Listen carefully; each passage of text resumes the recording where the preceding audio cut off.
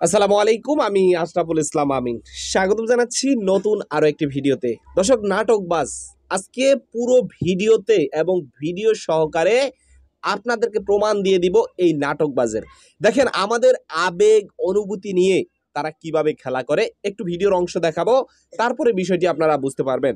দর্শক, সামাজিক যোগাযোগ মাধ্যমে ওমর ফারুক নামে একজন বক্তা, ইসলামিক বক্তা বলতে পারেন, সে কিন্তু প্রথমে বক্তা ছিল।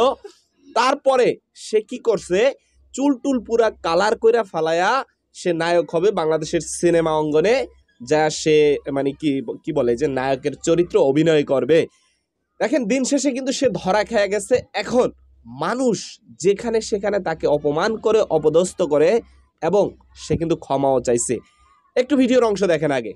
ওই মেয়ের জন্য আমার পরিবার, আমার সমাজ, আমি সবকিছু হারাইছি। আমাদের ইসলামের বদনাম হয়। আজকে আমি এই মানুষটার জন্য আমাদের ইসলাম ধর্মের অনেক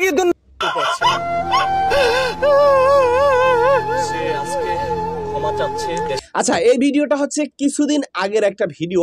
ওমর ফারুক নামে একটা ছেলে যে ঠিক এমনই একটা অভিনয় করেছে, সে এখন মোটামুটি ভাইরাল এবং ওয়াজ মাহফিলও করে দেশের বিভিন্ন জায়গায়। সে কিভাবে টিকটকার থেকে হুজুর হইল, এই ভিডিওটাই হচ্ছে যে বাংলাদেশের পাশের দেশ, বন্ধুসুলভ দেশ ভারত থেকে একজন ইউটিউবার আসার পরে ভিডিওটা করছে। ভিডিওটা মেক করার পরে সেখানেই আমাদের এই ওমর ফারুক ভাইকে দেখা গেছে, এবং সে হুবাহুব এই যে শিপনের যে চরিত্রটা, এটাই কিন্তু সে অভিনয় করে ফেলছে।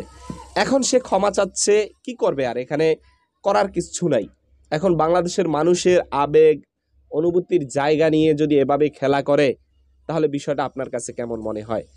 আরো একটা বিষয় হচ্ছে যে সে চুলটুল কালার করে, হুজুর থেকে, একজন মাওলানা থেকে চুলটুল কালার করার পরে সে যে টিকটক জগতে আসছে, নায়ক হতে আসছে, তার সম্মানটা কি এখানে সে ফিরে পেয়েছে, বা সম্মানটা কি আগের থেকে অধিক আকারে বেড়েছে কিনা, আপনি একটু ছোট্ট করে কমেন্ট বক্সে লিখে জানান।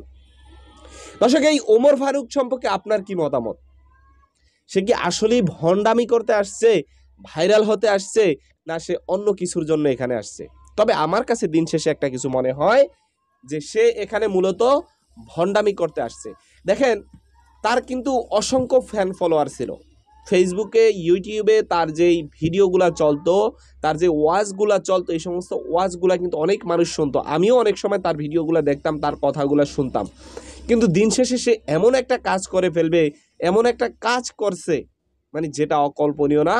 তার সম্মান মাথা থেকে একেবারে মনে করেন যে পায়ের নিচে নেমে গেছে।